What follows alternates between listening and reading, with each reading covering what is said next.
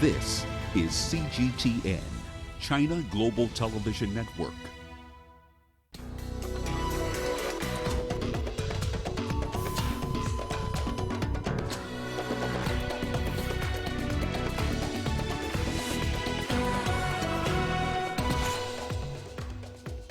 Coronavirus cases rise sharply outside China, with Italy, Spain and Iran bearing the brunt. African cases of coronavirus continue to rise as most affected nations shut down learning institutions. And Russian President Vladimir Putin's reforms approved by Constitutional Court.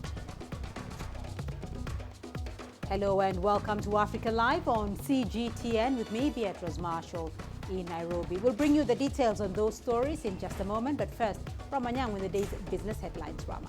That's right, Beatrice. Here's what's coming up in the course of the hour.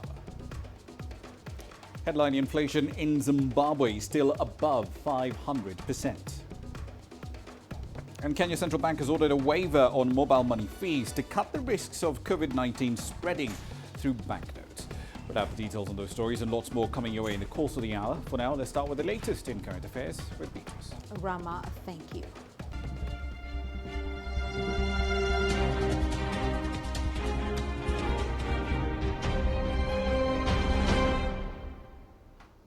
There's been a dramatic increase in COVID-19 cases worldwide. Over 170,000 people have now been infected, and the global death toll has passed 6,000. Outside China, there are 91,000 cases spreading among more than 140 countries. Italy has seen the largest outbreak in Europe, and its death toll surged by 25% on Sunday to more than 1,800. It is followed by Spain, which saw a huge spike in cases on Monday, almost 1,500. Iran is the worst hit in the Middle East with around 15,000 cases. But the virus continues to slow down in South Korea with just 74 new infections on Sunday. In the Chinese mainland, 18 out of the 22 new cases were people arriving from abroad.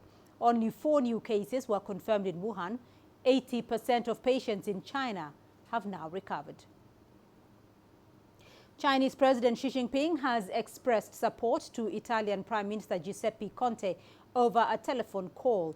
President Xi acknowledged the challenges both countries are facing amid the COVID-19 pandemic. He said China remains ready to assist Italy in containing the spread of the coronavirus. He also said China is willing to provide more medical supplies to help the European Union nation fight the pandemic. In South Africa, President Cyril Ramaphosa has declared a national state of disaster in the fight against the coronavirus. Angelo Coppola reports. Since the first reported positive case, the infection rate has doubled every second day, and this prompted the government to step in. The health minister, who's been driving the fight since the beginning, is now focused on containing the virus. What we want to do is to contain it such that it doesn't give an explosion that overwhelms the health services. That is what this is all about, and therefore community mobilization and getting community to participate is important. The Finance Ministry is responsible for finding the funding to tackle and control the pandemic in South Africa. There's a structural arrangement in place between the Departments of Finance and Health to communicate and assist the national and regional departments. There are funds available within the National Disaster Fund, which will be immediately available.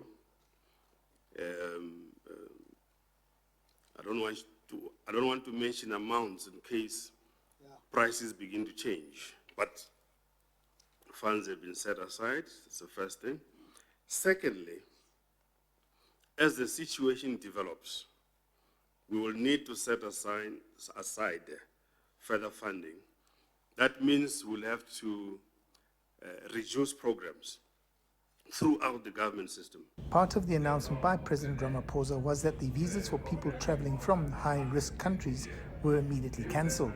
The reality is that the South African education system hosts several thousand foreign students who all have current visas. So I don't think the issue of visas for people who are already studying will be affected in any way, except if the person wants to go home, depending on which country they are going to.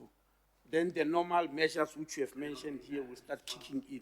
The declaration of a state of disaster requires legislative changes. It's appeared in the country's government gazette. But to give force to the new powers, new regulations are required by law. The first priority now, which we started last night, was to do the regulations that will guide this national disaster. And I can say that those will be ready today. Minister Mboweni made the point about keeping the economy going, and this was reinforced by the announcement that the mining, manufacturing and retail sectors would remain open for business, with stricter hygiene measures in place. It was a 3-hour-long marathon period in which some 17 ministers were on hand to answer all the questions that the media posed. But it is day one of this national command centre. We'll have to see how the government coordinates everything.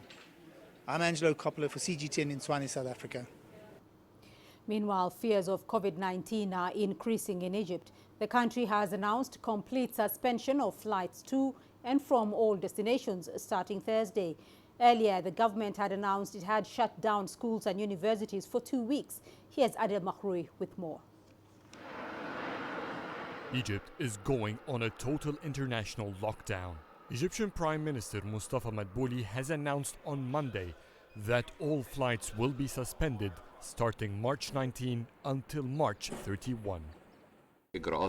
These are precautionary measures that guarantee the prevention of the disease from spreading, as we've seen it happening in a number of countries in the world. Tourists already in Egypt will be exempted from the flight suspension. They will be allowed to complete their program and leave the country according to the schedule of their original plan. The losses of the airports and the airlines during this period is estimated to be $160 million. Egypt's government, however, cares more about the well-being of its people more than these losses. The government says it will also be decreasing the number of employees working in the public sector. Schools and universities across Egypt will be shut down during the coming 2 weeks. Adel Makhroui, CGTN, Cairo. South Sudan's President Salva Kiir says his government is scaling up detection and response measures to curb any cases of coronavirus. There is still no reported case in South Sudan, but President Kiir says his government is taking steps to ensure the safety. I have ordered self-quarantine of all senior government officials who have just arrived from countries with the established local infection and transmission of COVID-19. 2,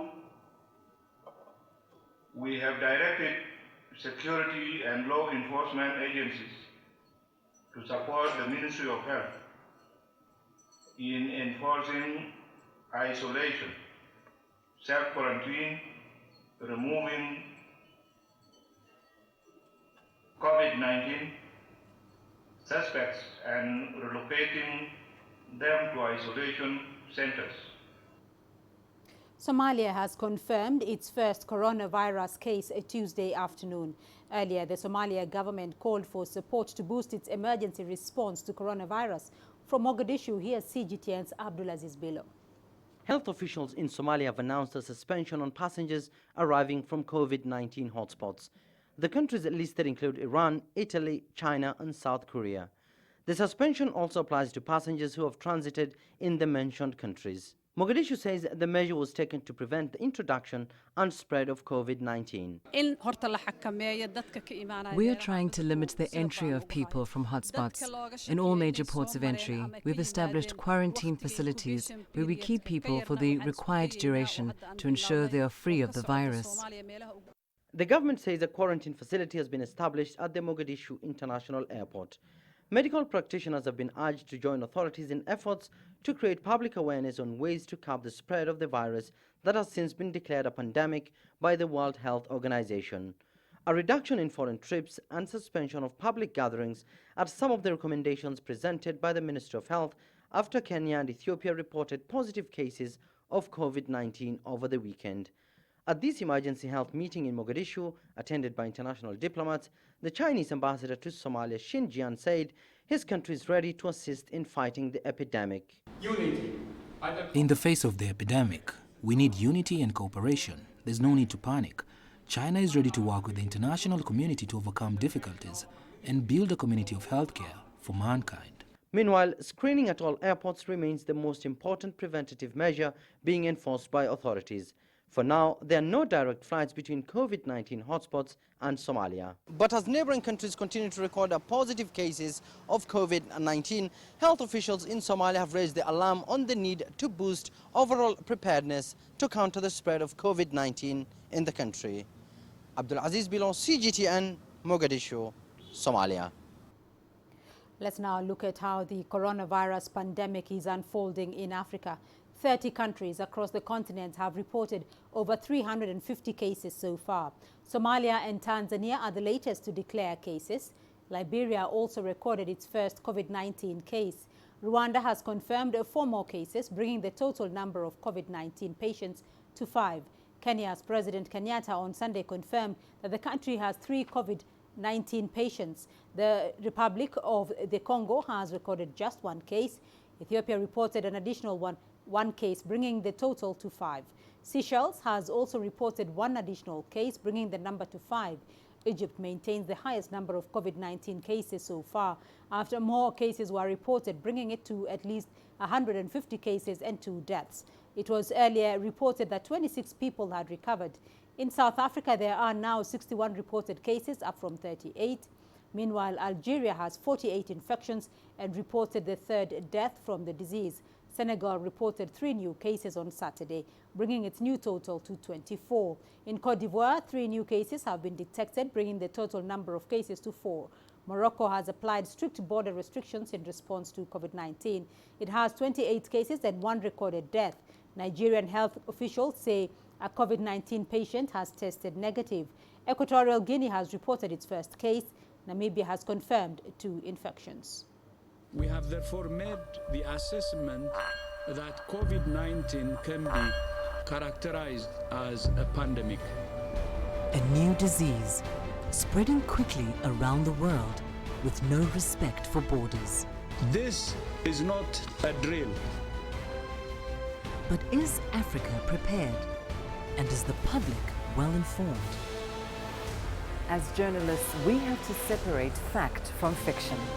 CGTN takes an in-depth look into Africa's readiness and population awareness as the coronavirus outbreak continues to unfold. What safety measures are in place at Africa's international airports? And what habits can we adopt in the home to keep us safe out in the world? We take you on a journey through Africa's efforts to understand, isolate and battle COVID-19. Only on CGTN. As we reported earlier, health officials in Somalia have reported the country's first positive case. CGTN's Abdulaziz Bilo sent us this update from Mogadishu. Somalia has recorded its first positive case since the outbreak of COVID-19 last year, becoming the 29th African state to report a case of the disease. Health officials say out of 4 suspected cases, 1 tested positive for coronavirus. The result came in early in the morning. 1 tested positive. I hereby inform the public that all 4 suspected cases are Somali national. None exhibited signs and symptoms of coronavirus. The patient has been isolated and in stable condition. The government says the case is being handled at a quarantine facility established at the airport compound. The patient came into the country from China earlier this month. Health officials are now urging medical practitioners to join in creating public awareness on ways to curb the spread of the virus that has since been declared a pandemic by the World Health Organization. We have established hospitals that will deal with any cases.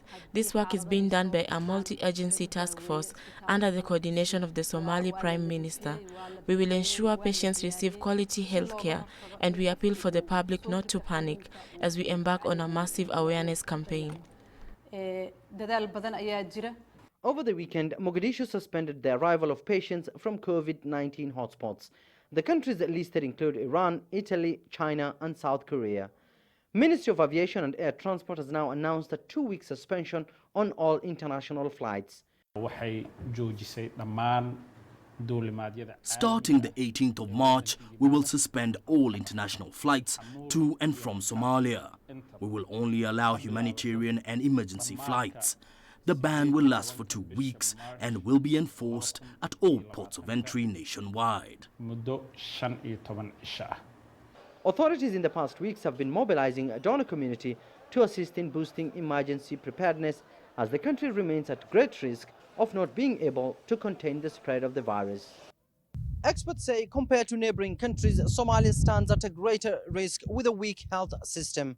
The country also has a long, porous border with 2 countries that recently recorded positive cases, namely Kenya and Ethiopia. Abdulaziz Bilo, CGTN, Mogadishu, Somalia.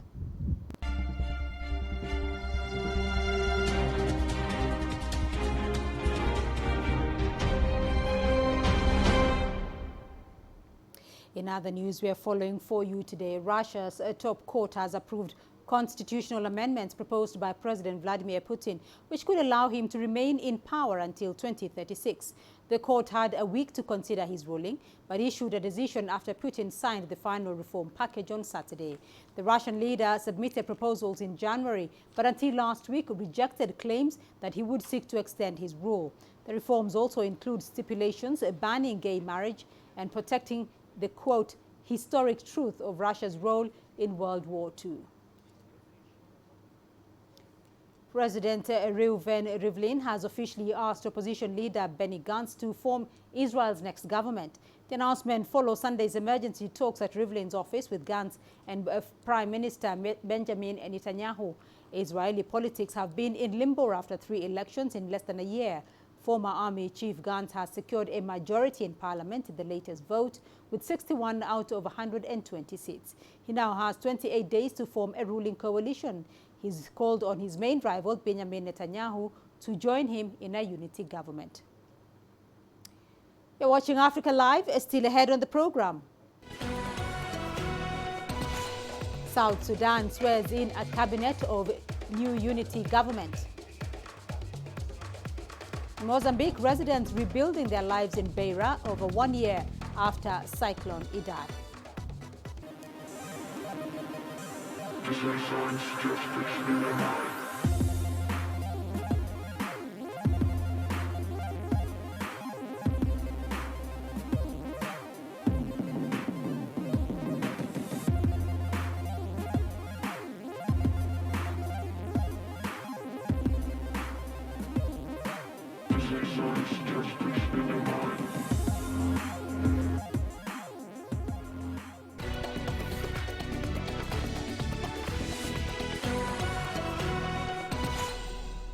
To South Sudan now, and the country's new cabinet has been sworn in today following their appointment last week by President Salva Kiir. Kiir's new cabinet comprises of 35 ministers and 10 deputy ministers. The new appointments come as a result of 2018's peace deal that is expected to end a 6-year civil war in the East African country.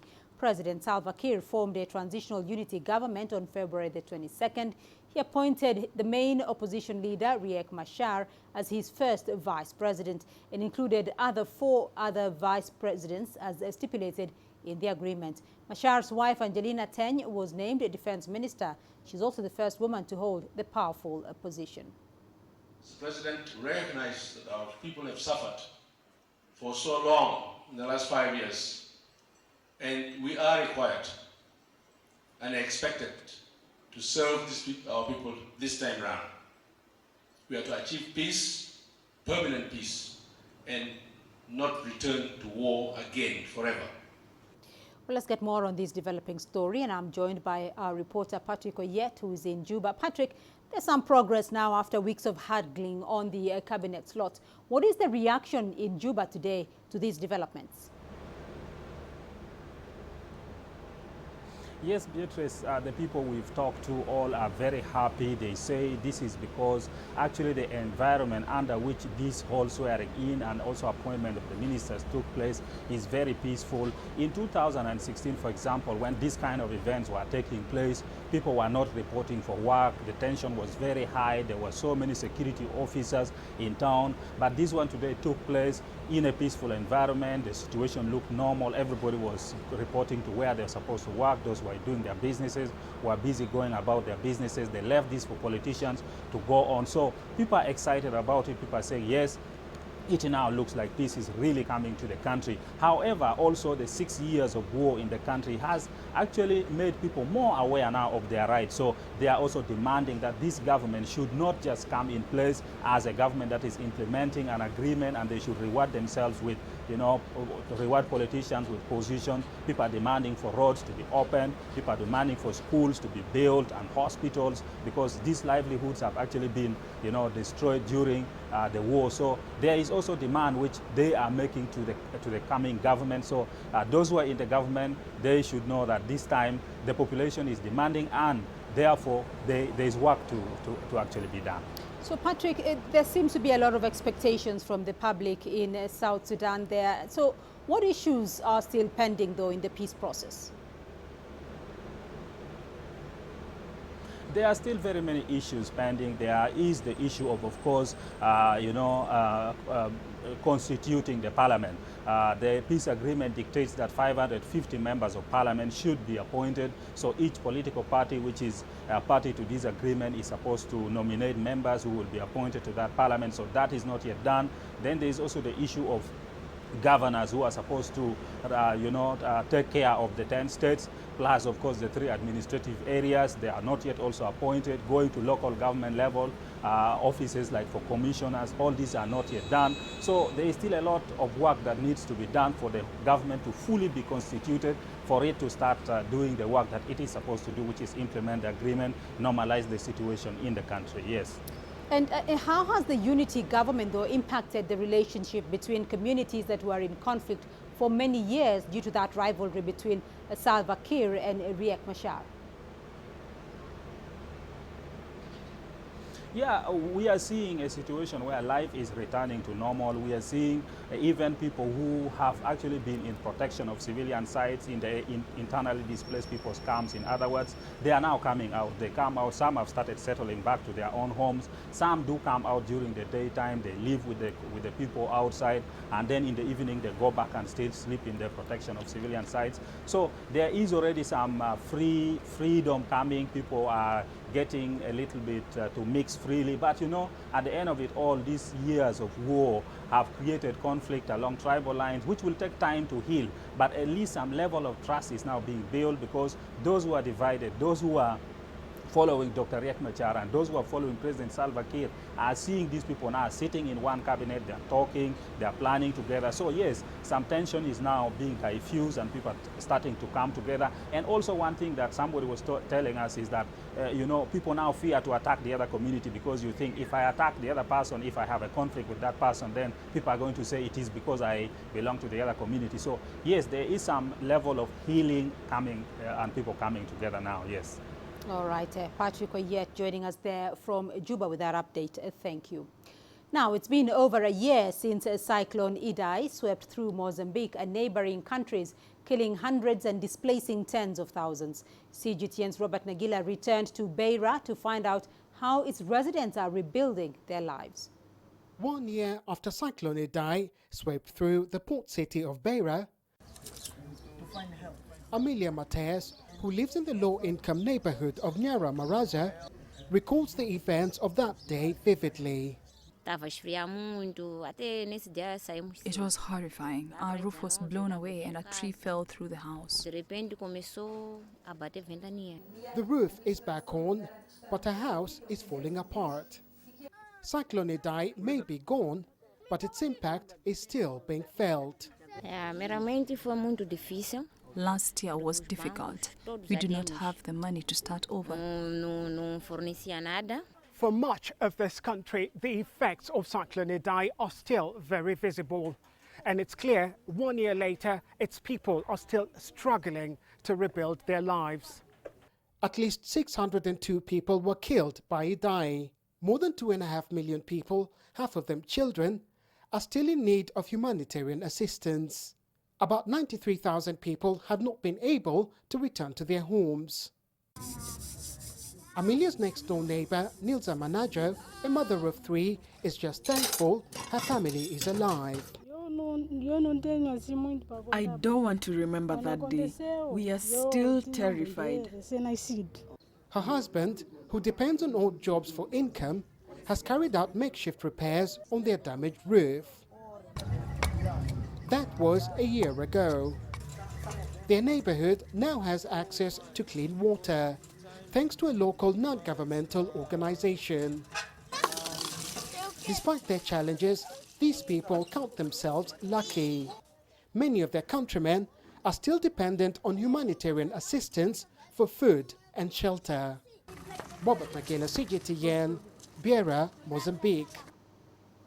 Let's now head to Tanzania, where hip-hop star Jay-Z has been involved in a community project to improve access to clean water.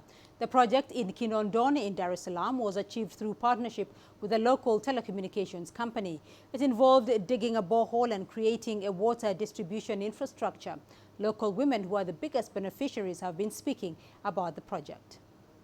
Women's lives are better because they don't have to travel far to fetch water. At times in the past, we would walk as far as a neighboring suburb in search of water. It is true that we had a lot of water challenges back then, but now most of the houses have water. We not only have a well, but we also get water at home, so fetching water from the well is optional. Well, let's now go to Ramanyang for the latest in business news. Rama. Thank you very much, Beatrice. Here's what's coming up in business. Headline inflation in Zimbabwe still well over 500%. And Kenya Central Bank has ordered a waiver on mobile money fees to cut risks of COVID-19 spreading through banknotes. Images may appear to be identical, but looks can be deceiving. The difference is not always obvious. It has to be discovered. There are always different sides to a story. We put the focus on the details. To see more, to understand better. CGTN. See the difference.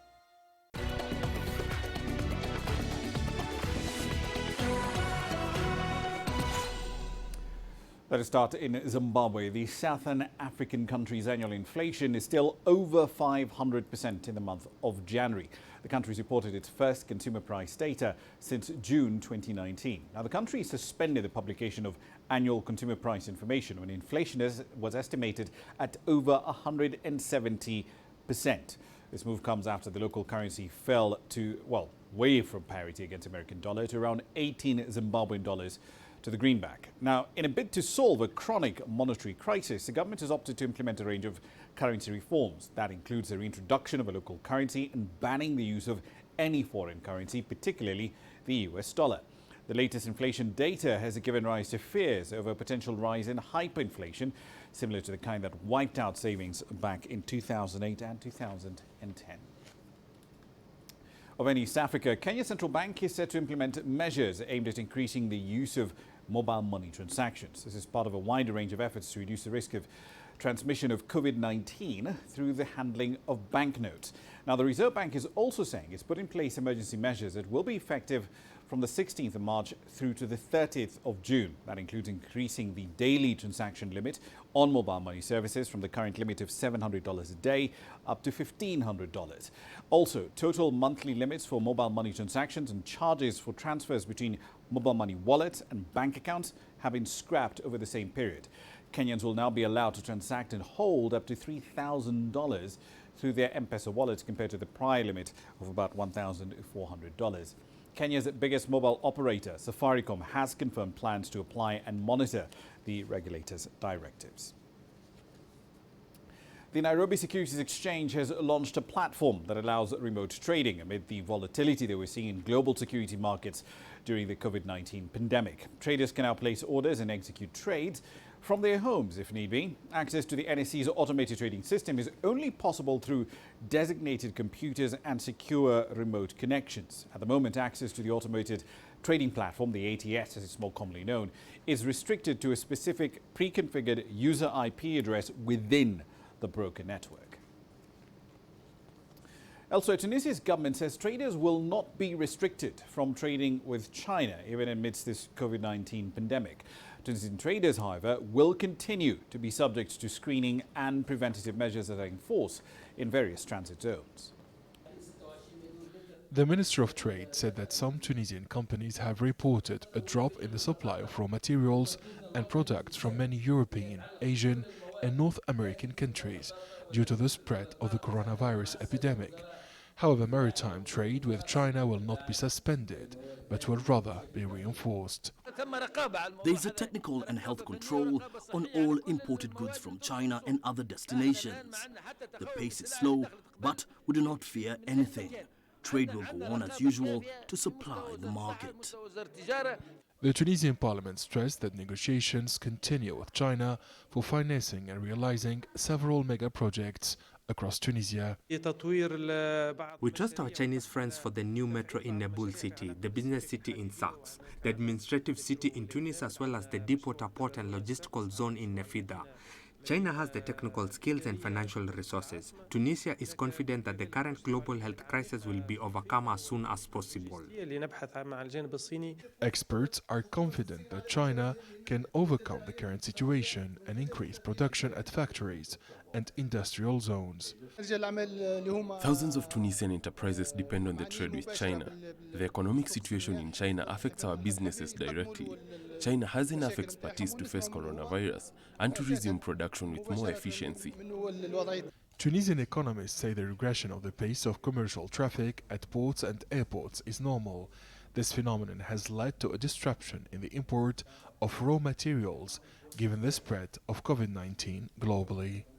The Confederation of Industry, Trade and Handicrafts and Chambers of Commerce across Tunisia are relieved because local businesses who are reliant on Chinese supplies like spare parts, electronics and mobile phones are getting back to normal. Adnan Shawishi, CGTN, Tunis. British Airlines are now calling for an immediate $9.3 billion emergency bailout to mitigate the economic fallout from the COVID-19 pandemic on the sector, as more and more countries impose restrictions on movement, the latest, of course, being collectively the EU. Now, the airlines have requested a credit facility be made available with the proposed emergency funding to be paid back once normal operations do resume. They're also proposing that the government should consider taking a stake in the airlines and airports too to ensure their commercial survival. With the international travel industry currently facing a widespread shutdown, a vast majority of airlines have suspended operations until further notice.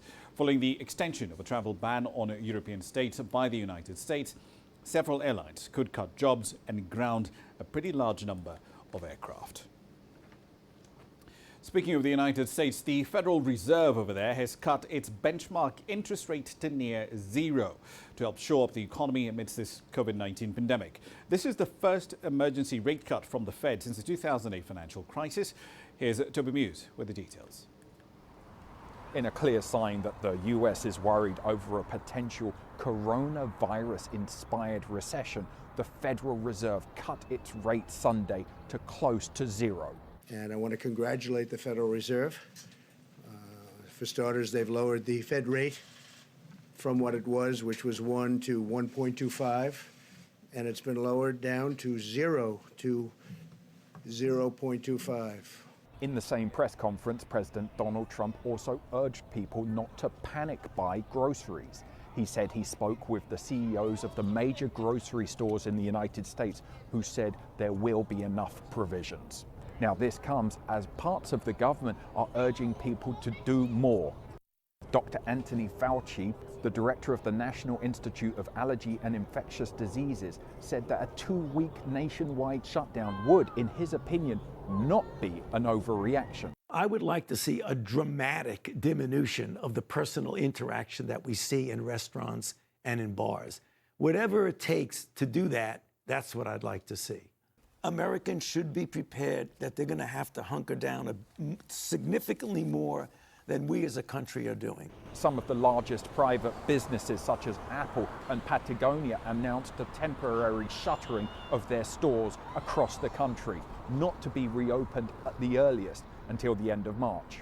A number of states, such as Illinois and Ohio, ordered restaurants and bars to shut down in an effort to help stop the spread of the virus. The chair of New York City Council's Health Committee, Mark Levine, tweeted, "In places like New York City, the healthcare system is about to be entirely overrun. It will be the equivalent of wartime." Here in Washington, D.C., people bought provisions for the coming weeks. Basically, we're doing social distancing and we're stocking up on the kind of basics that we might need in case we can't get out of the house. And how long would you say you're prepared for? Like, have you got that in mind, 2 weeks, a week? I think that we're prepared for several weeks at this point. I'm scared. We have a kid right now. I'm scared what's going on in the next. We don't know. And we just like preparing meat, some kind of like that. Paper towels, everything like that. I already did it. And especially like sanitize, be preparing for the next few weeks. What's clear is that the country is now preparing for what could be some very unpleasant weeks ahead. Toby Muse, CGTN, Washington. Benchmark oil prices fell steeply at the start of the trading week, even as a fight for market share between Saudi Arabia and Russia rumbles on. The US benchmark WTI crude briefly fell by over 8% to under $30 a barrel. Brent nearly 10% lower at just over $30 a barrel, bringing its year-to-date decline so far to over 52%. And the first quarter isn't even done yet.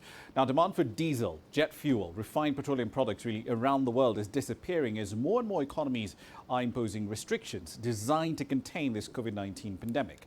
Members of the oil-producing cartel OPEC had pushed for an output cut of about 1.5 million barrels a day. But Russia, which is one of the top 3 oil producers in the world alongside the United States and Saudi Arabia, declined to take part in any such cuts. Saudi Aramco, the world's largest company by market capitalization, has reported a 20.6% drop in net earnings for 2019. Now, Aramco attributes that decrease to lower crude oil prices and production volumes, as well as a decline in refining and chemical margins. With the details, here's our correspondent, Jacob Greaves. 21%. That's how much Saudi Aramco's net profits declined last year, with the Saudi oil giant citing a drop in oil prices and production as the main causes. Now, overall, Aramco still posted healthy net profits of $88.2 billion for 2019. But it's a drop from the $111.1 billion it secured in 2018. It does remain the world's most profitable company, but it's already having to take measures to react to the changing market we've seen this year, with Aramco announcing it will cut capital spending in 2020 in the wake of the coronavirus outbreak. Capital spending is expected to be between $25 to $30 billion for 2020, compared to more than $32 billion last year. 2019 was a key year for the firm as it listed shares for the first time in December last week. Those shares fell below the IPO price for the first time as oil prices crashed on the collapse of an output deal between OPEC and non-OPEC members. For context, when Aramco listed, oil prices were around $64 a barrel. Now, the emerging oil price war between Saudi Arabia and Russia has seen Riyadh pump more barrels to gain market share, being still 98% owned by the Saudi state and its biggest oil producer. Aramco is set to play a big part in that battle. Last week, Aramco said it would launch a program to boost production capacity for the first time in more than a decade, signaling to Russia and other rivals it was ready for a long fight for production levels and market share. The International Construction Machinery Exhibition in Las Vegas was held just last week, and some 3,500 engineering and machinery firms from 58 countries were there. Although the COVID-19 pandemic is still disrupting travel, logistics and limiting service delivery in over 100 different countries, more than 30 Chinese firms took part in this event. That included the country's leading maker of construction machinery, XCMG. This is the 9th time that XCMG has been on stage at the US Expo. We are proud of XCMG's development, which represents Chinese engineering and machinery industry. We only showed our product by pictures in the 1990s, but today we have our own section and brought our own products. During the special period of the coronavirus epidemic, XCMG products were exported to overseas markets. It not only supports the domestic market, but also affects international markets. It helps to enhance the confidence of enterprises and customers. XCMG is fully confident to accomplish our export target this year. Now, despite its chronic power shortages, legislators in Nigeria are considering a law that would see anyone who imports or distributes generators face a 10-year jail term. The bill, in fact, has actually passed its first reading in the country's Senate. Proponents of this controversial law claim it aims to curb environmental pollution, and they say it will target those who import generators for use in essential services and government agencies. With the details, here's CGTN's Deja Badmus from Lagos. Even when the bill becomes law, Samuel, a generator operator, or his employer could be liable to a 10-year jail term for using this generator to power their business. The generator is the main source of power supply for the company. Without it, they may long have been out of business. Make power stable, 24 hours. You do not even need the ban for people to abandon their generating sets because we don't need it. We do not want it. We needed it now because there is no power. So once power is available and is constant and stable, nobody is going to resort to generate because we spend more money using the generating set. So Nigeria has spent billions of dollars to improve its power supply, but not very much has changed on the ground. Millions still live in darkness. The senator sponsoring the bill says his proposal is basically aimed at facilitating the development of the electricity sector and curb air pollution by generator fumes in the country. But many are just not buying it. What we are saying is we simply can't survive without the support of the generator in Nigeria. Most of the time, 14 hours of the business time, 8 hours of business time, we're on generators. So how do they propose we will survive? I mean, what is it if we have a clean environment and the people are all starving or they are poor? I think it turns logic on its head. The National Assembly should focus on how to improve the discos, distribution companies, the generation companies, the transmission grid, as to improve power supply to homes and offices as well as corporate industries, and not to focus on the alternative power supply, which for those who have actually acquired those assets, is a pain in the neck. Solar system is obviously an alternative and people are gradually ditching their generators for them. But the number of users is still very low because of the high cost of deploying the system. Some say that is where the bill should actually be looking at. The government can only advise and say, oh, we are going to subsidize batteries and solar panels so that Nigerians will see that one as a cheaper alternative to buying of generators and the use of and going to the petrol station to queue up to buy fuel to power their generators. It's not for me to think about the alternative. It's them that's making the rule, but they are the one governing us and we voted them in, and they should do what is right by us. The bill has already scaled first reading in the Senate and is slated for the crucial second reading. If it's scaled that stage, then the chances of it becoming law will be high, unless, of course, the president eventually declines giving his assent. But you can be sure that public opposition against the bill will continue to swell going forward. Deji Badmos, CGTN, Lagos, Nigeria. And at 17:43 GMT, that is your business. Beatrice will be back shortly with more news. The greatest journeys, the greatest sights, the greatest adventures. Here in Canada, this weir allows the locals to walk on water. We're far more than just TV news. We're your passport to the wonders of Africa. To bring you stories of struggle, survival and hope.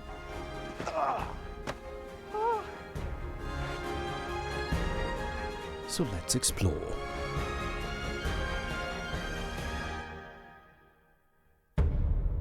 CGTN. See the difference.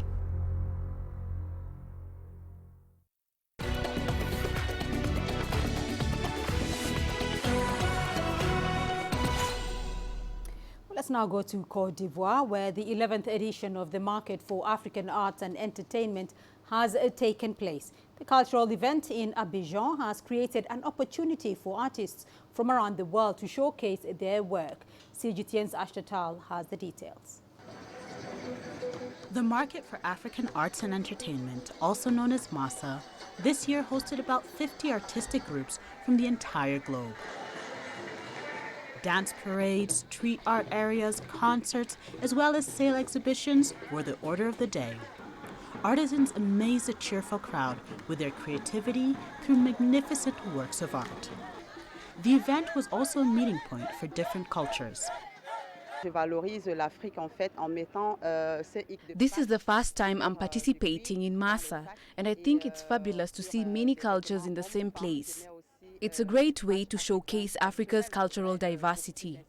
I think it's a very beautiful initiative by Cote d'Ivoire to organize such an event, and we must continue to organize such kind of events to perpetuate the Ivorian and African traditions.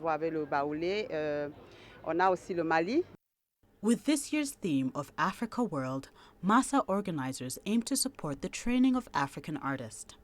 They also want to promote their pieces of works to the rest of the world. The director for the National Center of Arts and Culture in Cote d'Ivoire hopes that the event will also enhance cultural sharing between Africa and the rest of the world. I think this event will help Ivorians immerse themselves in other cultures. One has to remain culturally open because a culture that lives in isolation tends to disappear. MASA is a large market that should not be limited to what is happening here now. Our role is to extend this market beyond the borders of Africa. MASA, in the meantime, provides a forum where artists from all over the world can exchange ideas with each other. Ashtatal, CGTN. Let's now take a look at your sports news. Here's what's ahead. World and Olympic 800 meters champion Caster Semenya comes 0.32 seconds short of qualifying for the women's 200 meters race at the Tokyo 2020 Olympics.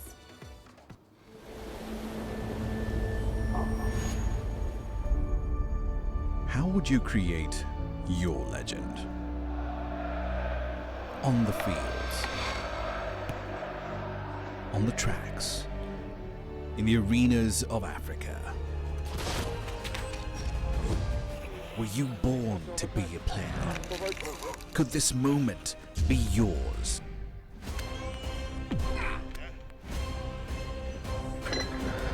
Sports Scene.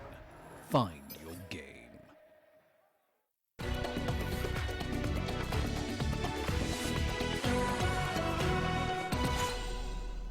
Double Olympic 800 meters champion Caster Semenya stormed to victory in the 200 meters race at the Gauteng North Championships this weekend in a time of 23.49 seconds to stake claim for a spot at the Olympic Games in July in Tokyo. This comes after the track star lost her appeal to compete following the World Athletics DSTV controversial regulations. Here's CGTN's Duplessis with more. It was a big statement from the 29-year-old at the University of Pretoria's athletics track. Her time was just 0.69 seconds short of Olympic qualification, and now her focus is only on the half-lap distance and nothing else. I call myself, supernatural, so I can do anything that I want, so with what I've done